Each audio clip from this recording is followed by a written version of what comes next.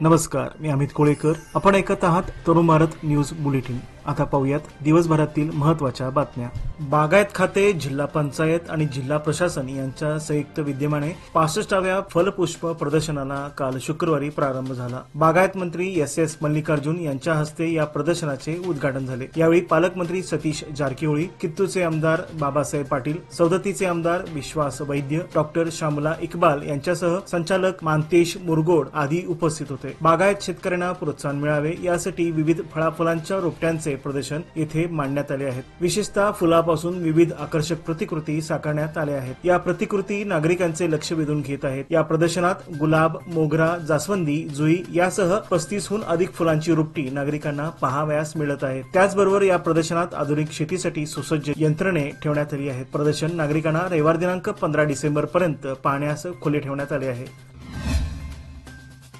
गांधीजींच्या अध्यक्षतेखाली पार पडलेल्या अधिवेशनाच्या शतक महोत्सवानिमित्ताने बेळगाव शहरातील प्रमुख चौकात आकर्षक देखावे उभारण्यात आले आहेत. महात्मा गांधीजींच्या अध्यक्षतेखाली बेळगावात 1924 साली काँग्रेस अधिवेशन संपन्न झाले होते. या निमित्ताने बेळगावात शतक महोत्सव कार्यक्रम मोठ्या प्रमाणात राज्यस्तरीय पद्धतीने आयोजित केले जाणार असून यासाठी संपूर्ण बेळगाव शहरात आकर्षक विद्युत रोषणाई करण्यात आली आहे. दरम्यान शहरातील धर्मवीर छत्रपती संभाजी महाराज चौकामध्ये कुरुक्षेत्रातील रणांगणात भगवान श्रीकृष्ण अर्जुनाला गीता उपदेश करताना देखावा अत्यंत विलोभनीयरित्या साकारण्यात आला आहे. तसेच राणी कित्तूर चन्मा चौकात मंदिराची प्रतिकृती तयार करण्यात आली आहे. यामुळे संपूर्ण चौक परिसर आकर्षक विद्युत रोषणाईने नटून गेला आहे.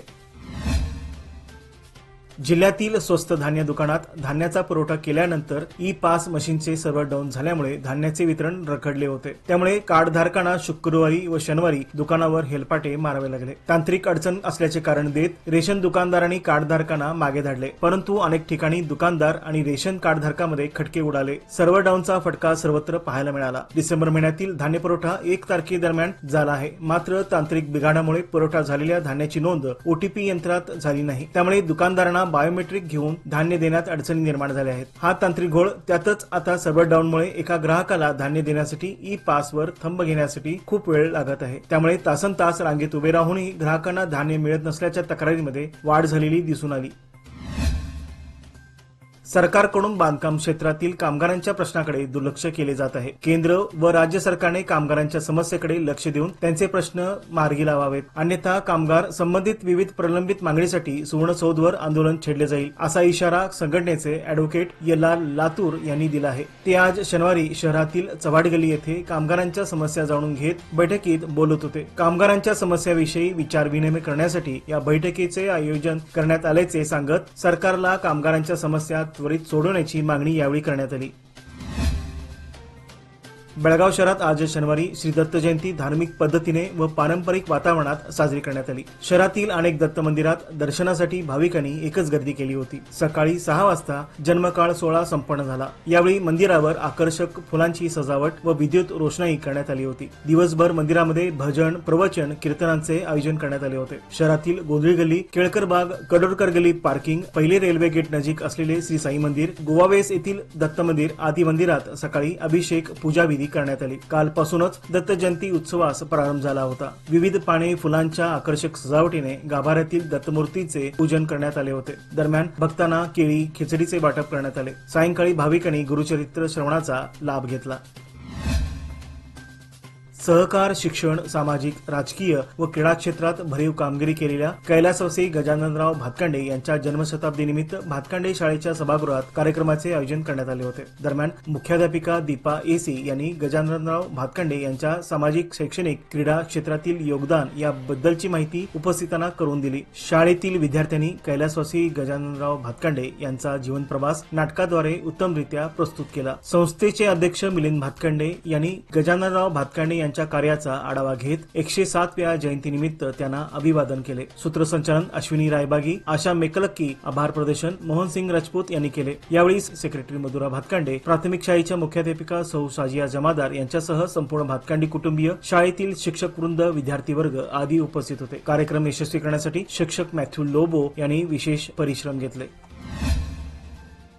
बेळगाव जुना पुणे बेंगळूर रोड नजीक वसलेल्या श्री दत्त त्रिपुर सुंदरी मठामध्ये शनिवारी श्री दत्त जयंती मोठ्या उत्साहात साजरी करण्यात आली। आज साजरी होत असलेल्या श्री दत्त जयंती सोहळ्यासाठी मंदिरात मोठ्या संख्येने महाराष्ट्र, कर्नाटक, गोवा आदी राज्यातून भाविक दाखल झाले होते। सकाळी 10 वाजता रुद्राभिषेक, दुपारी 2 वाजता महाआरती, त्यानंतर महाप्रसादाचे वाटप करण्यात आले। सायंकाळी 7 वाजता दत्त जन्मोत्सव सोहळा पार पडला। रात्री 8 वाजता महाआरती झाल्यानंतर तीर्थप्रसादाचे वाटप करण्यात आले। बेळगावसह संपूर्ण कर्नाटक, महाराष्ट्र व इतर भागातील भक्तांना आजवर श्री स्वामींची प्रचिती अनुभवास आली आहे। या मंदिरात वर्षभर श्री स्वामी प्रकट दिन, पुण्यतिथी, गुरुपौर्णिमा व श्री दत्त जयंती आदी सोहळ्याला भाविकांची अलोट गर्दी पाहावयास मिळते। या प्रसंगी स्वामींच्या पादुकांचे अलभ्य दर्शनाचा लाभ भाविकांना मिळत असल्याने अनेक स्वामी भक्त पावन झालेले आहेत।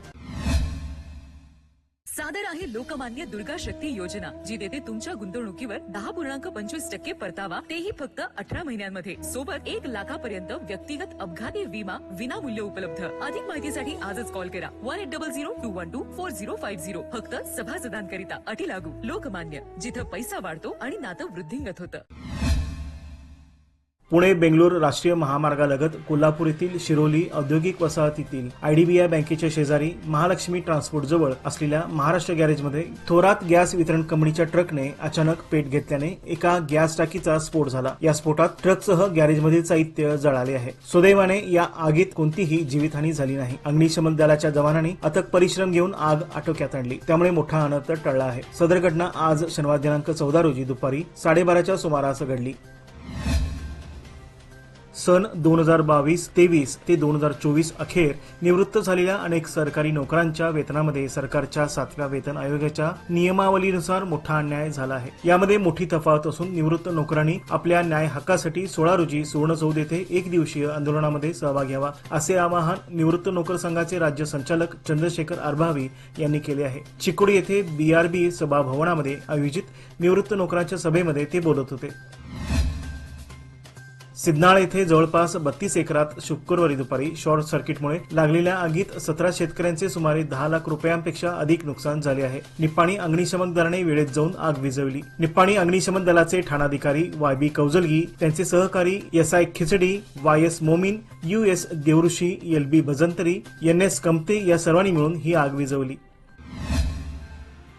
जागतिक बुद्धिबळ अजिंक्यपद स्पर्धेच्या अंतिम सामन्यात गुरुवारी भारताच्या डी गुकेश अर्थात दोमाराजू गुकेश यांनी चीनच्या डिंग लेरेन याला पराभूत करत बुद्धिबळात जगजेता म्हणून नवी ओळख निर्माण केली आहे। वयाच्या अवघ्या 18व्या वर्षी जागतिक अजिंक्यपद पटकावणारा पहिलाच बुद्धिबळपटू म्हणून गुकेश यांनी नवा विक्रमही केला। याच गुकेशने 10 वर्षापूर्वी वयाच्या अवघ्या 8व्या वर्षी निप्पाणीत बुद्धिबळाची चाल खेळली होती। जगजेता झाल्यानंतर गुकेश याच्या निप्पाणीतील खेळाच्या आठवणी या निमित्ताने जाग्या झाल्या आहेत।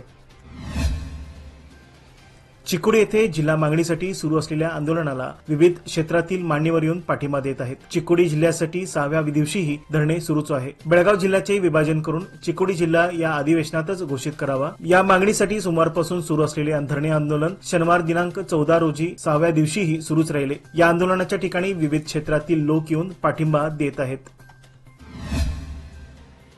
भंडाऱ्याची अखंड उधळण आणि उदोगाई उदोचा अखंड जयघोष करत लाखो भाविकांनी मार्गशीर्ष पौर्णिमेनिमित्त सौदत्ती तालुक्यातील श्री रेणुका देवीच्या यात्रेनिमित्त डोंगरावर दाखल झाल्यामुळे डोंगर गर्दीने फुलून गेला आहे। शनिवार व रविवार हा यात्रेचा मुख्य दिवस असून भाविकांची विक्रमी गर्दी होण्याची शक्यता मंदिर प्रशासनाच्या वतीने व्यक्त केली जात आहे। गेल्या 4 ते 5 दिवसापासून सांगली, कोल्हापूर व बेळगाव जिल्ह्याच्या विविध भागातील लाखो भाविक सौदत्ती डोंगरावर दाखल होत आहेत।